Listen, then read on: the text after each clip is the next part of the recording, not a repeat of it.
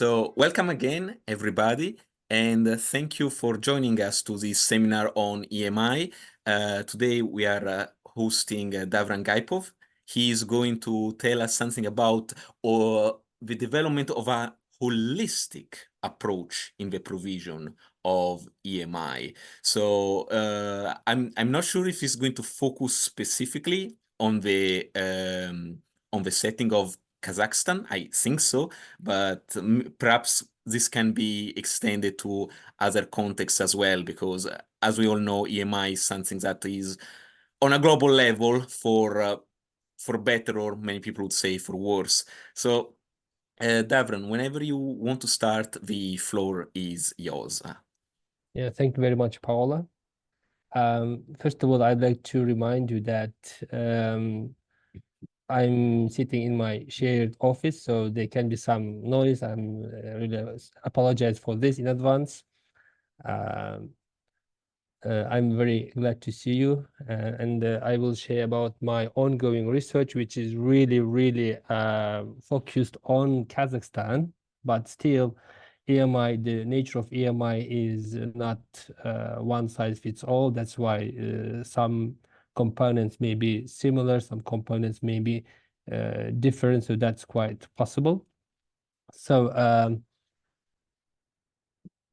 I will be talking about local context, which is the language policy which has been adopted in 2007 by the government, which is called Trinity of Languages, specifically English, Kazakh, and Russian.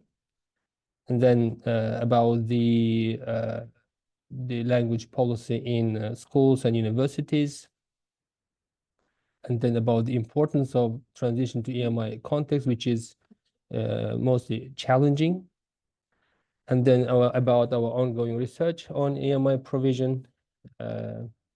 So if we talk about trilingual policy in Kazakhstan, so we have historically had two languages, which are Kazakh and Russian, for a long time, and then since getting the independence in 1991, and then further in 2007, we had a new language policy, which is called Trinity of Languages, of the three languages, and there is a law on languages in the Kazakh constitution, where the Kazakh has the status of official and state language, and Russian is the also official language and language for interethnic communication in Kazakhstan and in post-Soviet countries.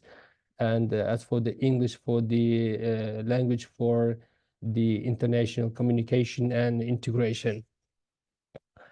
And there have been about 32 schools which have been designed as the pilot school by the government. So there's a kind of structure within the ministry which is called Darun, and there are about 32 schools in the provinces across the country, and they've been a kind of pilot schools. But still, this is the questioning the sustainability of this trilingual education in these schools. So the idea was to deliver education in three languages. So some specific subjects in Kazakh, some subjects in Russian, and some subjects in English. And this process lasted about perhaps a decade, but then now they have their own curriculum. And now the question or the topic of trilingual education is not that active nowadays, because there have been some, we can say, reforms back against this trilingual education system. But still, there have been some challenges regarding the qualified teachers, then the availability of resources in this, learning materials in these languages. But still, there are few schools which provide education in three languages, or we can say where the language of instruction is English. So these are we have a chain of schools which is called Nazarbayev Intellectual Schools. We have Bilim Innovation Lyceums, and some private international schools where they have their own curriculum. and mostly the language of language delivery, the medium of instruction is English. So these are sustainable. So this is a sustainable project. Still, we have this kind of schools.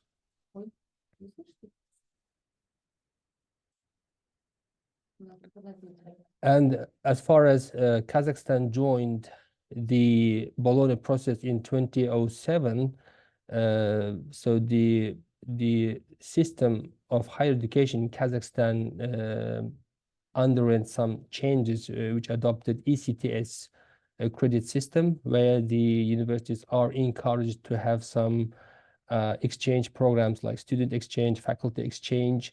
And for this reason, universities are encouraged to provide some EMI programs in higher education system.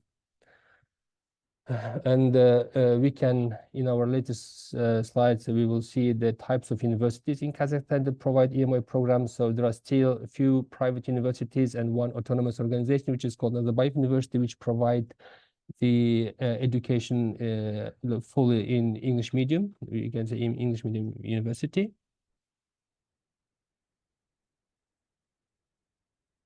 And the ministry also used to support all universities by providing some funding for visiting professors and visiting senior leadership team to universities, just to have some expertise from international, let me say, practice, good practice. So this is also a good case, a good practice in Kazakhstan. And unfortunately, there's a gap between the provincial universities and the university in big cities like Almaty and Astana in terms of infrastructure and resources. So the EMI programs, we can say that are more or less more successful in big cities rather than in the other regions because of this limited, perhaps, infrastructure and the other resources. But still, for the last 3 years, the Ministry of Science and Higher Education have been attracting and some global universities to Kazakhstan to set up their branch campus. So currently we have, for example, Heriot University in the west of Kazakhstan. They specialize in technical programs and like oil and gas. And we have Arizona State University branch campus in northern part of Kazakhstan. And we have De Montfort University, Kazakhstan in Almaty.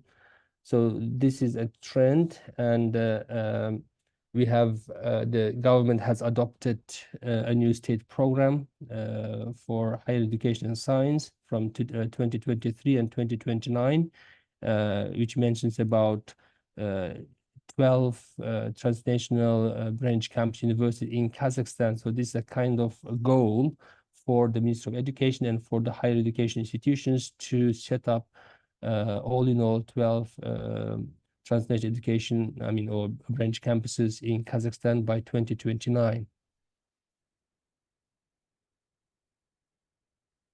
So I will try to classify the universities in Kazakhstan based on EMI provision. So we have just two major groups, like state-funded universities. There are, again, two of them. One is fully state-funded universities, are about 50 universities in Kazakhstan. And there are some private universities which still get some grants or scholarship for students. And we have private universities which do not get any funding from the government. So there is autonomous organization, which is Nazarbayev University, one university, also state funded, but fully EMI system. And then national research universities, national universities, and state universities. And on the private side, we have branch campus universities, private universities, and then branch campus receiving state grants. So the special grants are provided to some branch campus universities here. and also private universities receiving state grants. So as you can see, mostly the state universities that provide EMI program constitute not more than 5% of the programs in English. So because of the limited resources, I can say, and related to qualified teachers and to learning materials and other infrastructure. And next comes national universities and national research universities, which provide not more than 20% of their programs in English. Then there are still few private universities which provide the most of the programs in English, like over 85%, and few locally oriented courses like journalism or like law. So they are provided in 2 languages, in Kazakh and Russian. And there are few branch campus universities that fully provide the education in English. And the autonomous organization also provides the education totally in English. So this is a kind of big picture about the higher education system in Kazakhstan related to EMI provision.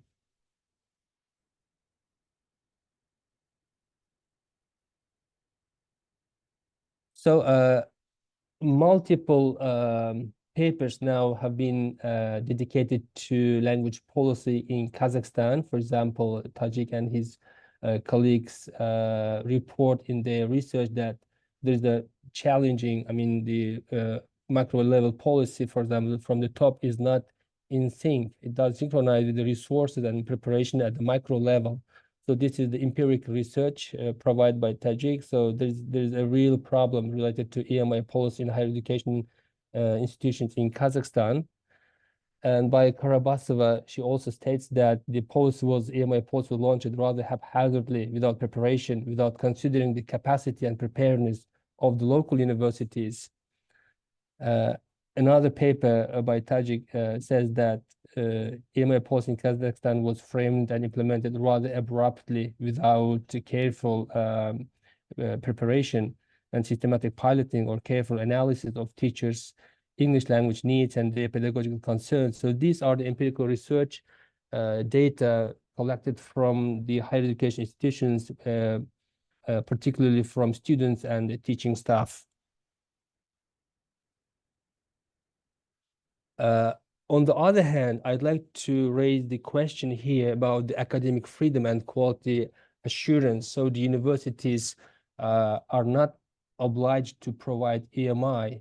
So because they have some academic freedom and they can decide in which language to provide the education. On the other hand, in whatever language they provide the education, they should have quality assurance system to check the quality of education provision. On the other hand, the question comes, what kind of preparations were made? So it's in line with the empirical data collected by scholars. Here, in our research, we would like to approach the senior leadership team of higher education institutions. What were the reasons to launch EMI programs, and also how is the quality assurance provided for EMI provision and in general for education process. So this is the question we would like to focus in our research about the quality assurance, and then about all the stakeholders of the EMI provision, including the institutional level, instructional level, and then at the individual levels. The transition to EMI context is one of the significant topics where we can say this is a prerequisite for EMI provision, because it needs a kind of careful preparation starting from the enrollment of students and leading to the graduation from the programs. And this can be a complex process, yeah. If we look at from holistic perspectives. So depending, every learner has individual styles, and these components cases needs to be taken into consideration while preparing for the EMI provision. And there is a research by Han, and he proposes some, let me say, some recommendations on transition to EMI context before launching the EMI provision. So the first thing is assess the language proficiency. So that's quite logical to assess both the language proficiency of both the students and the teaching staff, and if needed, to provide some extra support and some language support before starting the EMI curriculum. And the curriculum alignment also needs to be in correspondence to EMI content. So the planning, the resources should be in place while offering EMI program. And professional development of teachers. So this is one of the crucial point, because the interaction between teacher and students in the classroom at an EMI context really matters. So the teachers need to understand the students, the EMI students' needs, and then deliver the content accordingly. So there should be some support for teachers, like teacher training support or programs. And then this supporting system, both to students and teachers, needs to be thought by the leadership. Of course, the cultural sensitivity, depending on the local cultural features, this should be taken into account while preparing for the EMI provision. There should be a smooth transition. So that's why these cultural components really make sense. And then there should be a kind of gradual implementation of EMI provision with some preparation. So while planning, for example, starting from the foundation or the first year up to the graduation point, there should be some staged principles or staged system where the students smoothly make transition to EMI context, and then will be competent in studying academic subjects in English, and then to integrate with their professional skills. Monitoring and evaluation, we can integrate this with the quality assurance instrument. So it needs to receive some feedback from all stakeholders of EMI provision, and then to analyze the data, and then there should be a kind of continuous, constant improvement of the learning process in the EMI context. So this is the kind of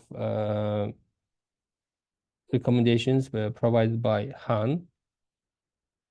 In our research, we, as I said, would like to consider all levels, like instructional, starting from institutional, instructional, and individual. On the other hand, the notion of holistic view to EMI provision considers not only language proficiency and academic success, but it also considers the cultural, emotional, and the social factors that can impact students' learning experiences. On the other hand, educators can create more inclusive and supportive learning environment that address the various dimensions of students' well-being. And in this way, this can lead to improved student engagement, motivation, and overall success in English language learning and academic achievement. So when there is a perspective of holistic view to EMI provision, so these are the kind of, you can say, tips to take into account. So in our research, as I said, we will have we will collect data from senior leadership team in order to understand their motivations, the preferences, the reasons at institutional level, and then we will also involve data collection tools for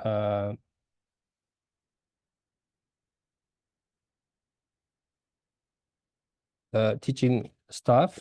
We will use surveys and then interviews, and then we will employ design-based learning, like observation, and then we also collect survey from students, and then we also have some focus group interview with students. So our research question states, what are the implications of EMI policies and strategies of higher education institutions in Kazakhstan? So this is related to senior leadership team that we will have interview with them.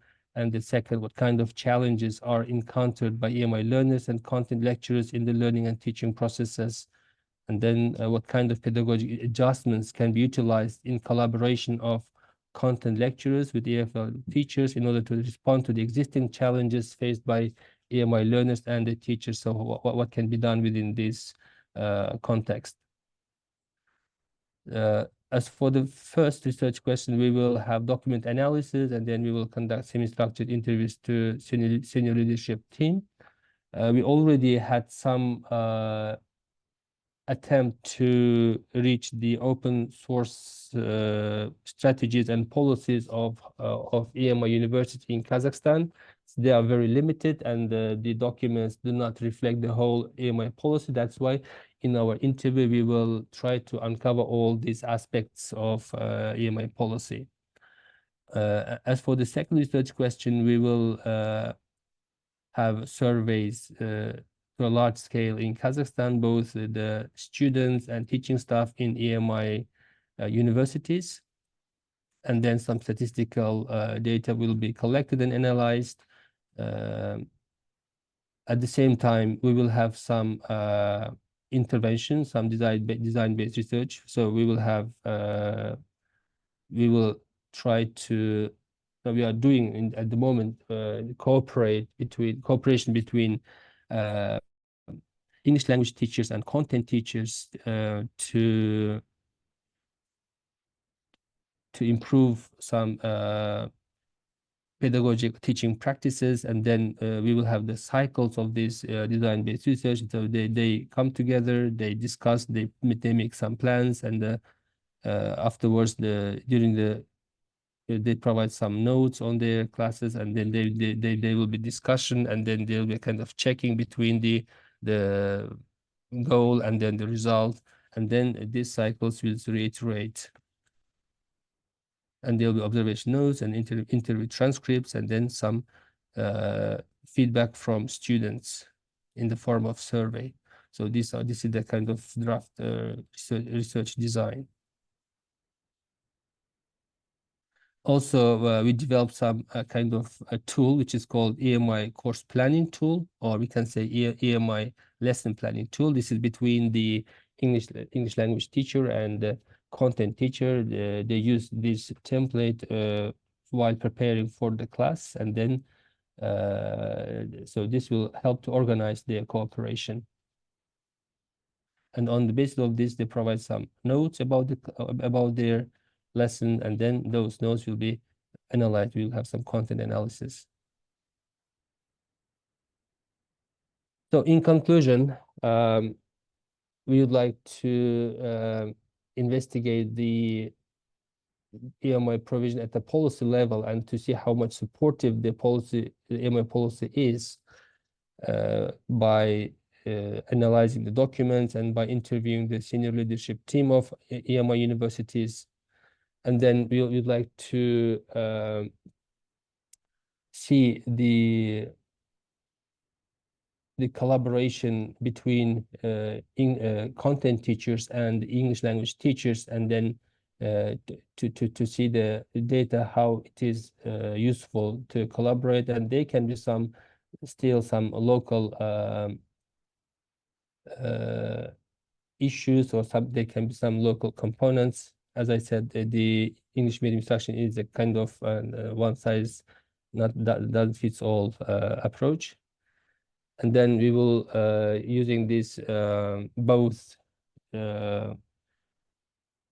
EMI lesson tool or EMI course tool, and then some specially designed activities for the content classes. It also depends on the nature of the course. So we'd like to develop this pedagogy, and this is also this policy collaboration pedagogy was these three subcategories were mentioned by Macaro in his book on EMI. These are the three perspectives that needs a kind of constant research to develop EMI concept in general.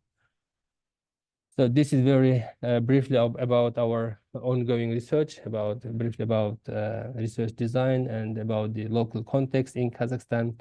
So thank you very much for your attention. If you have any questions, you're welcome.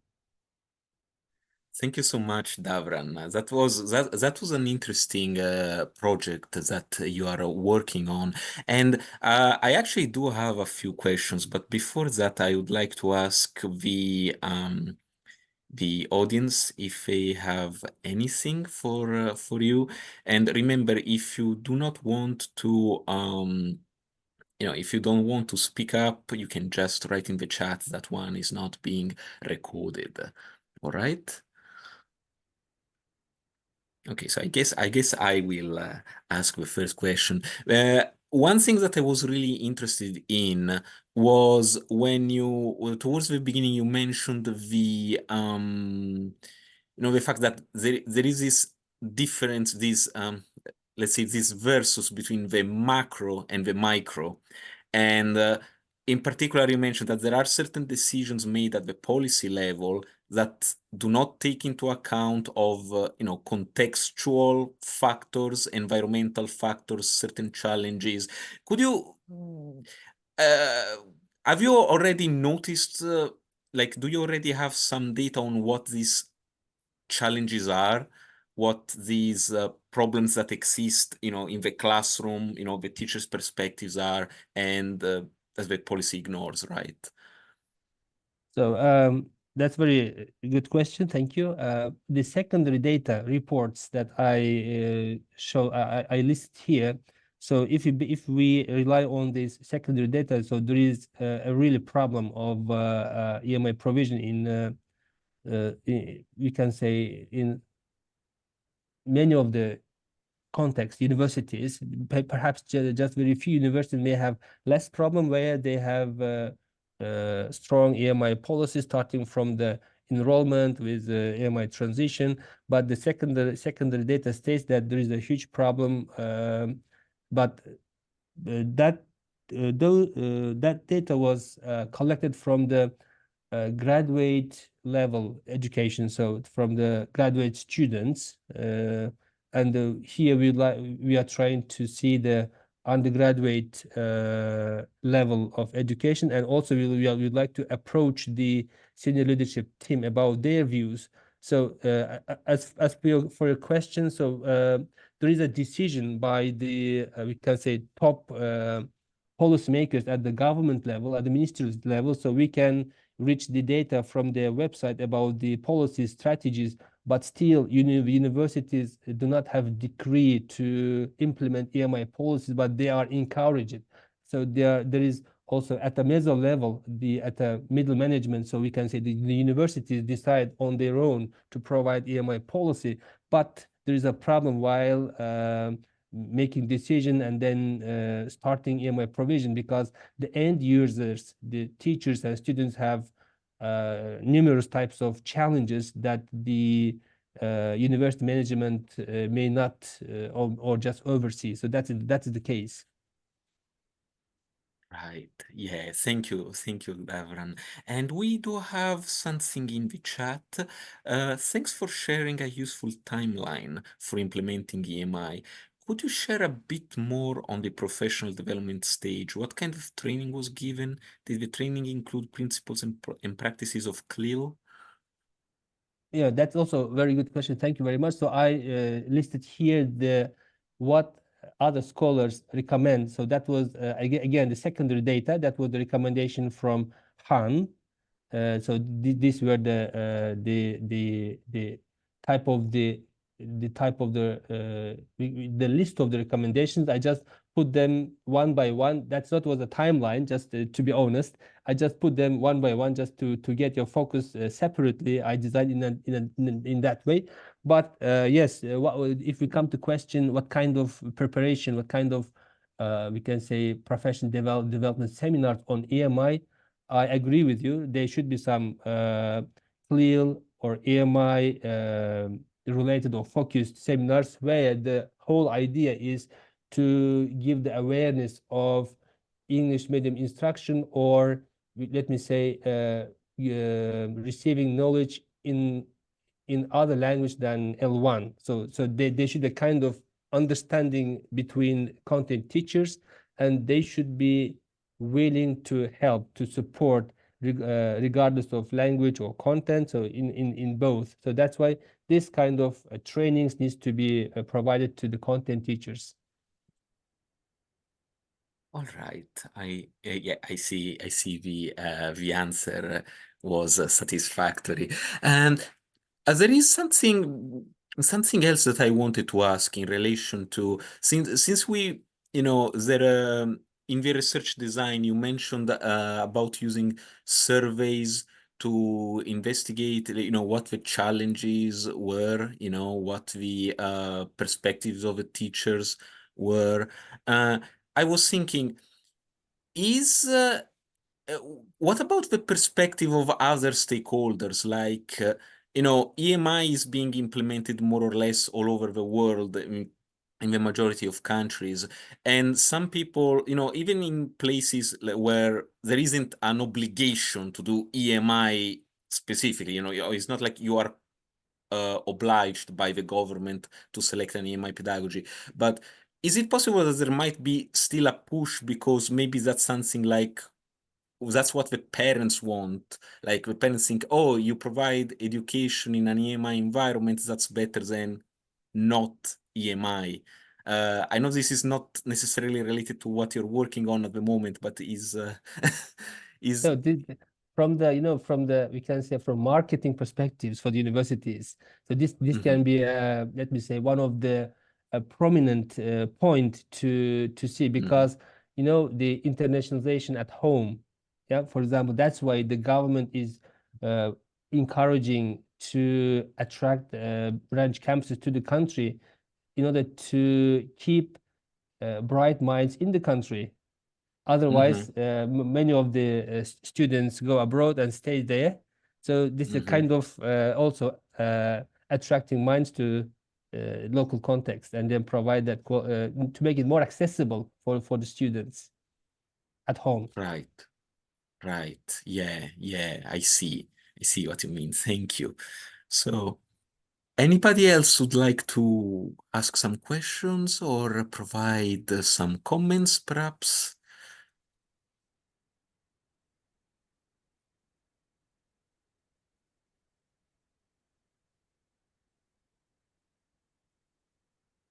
Thanks, Davran. This was most interesting.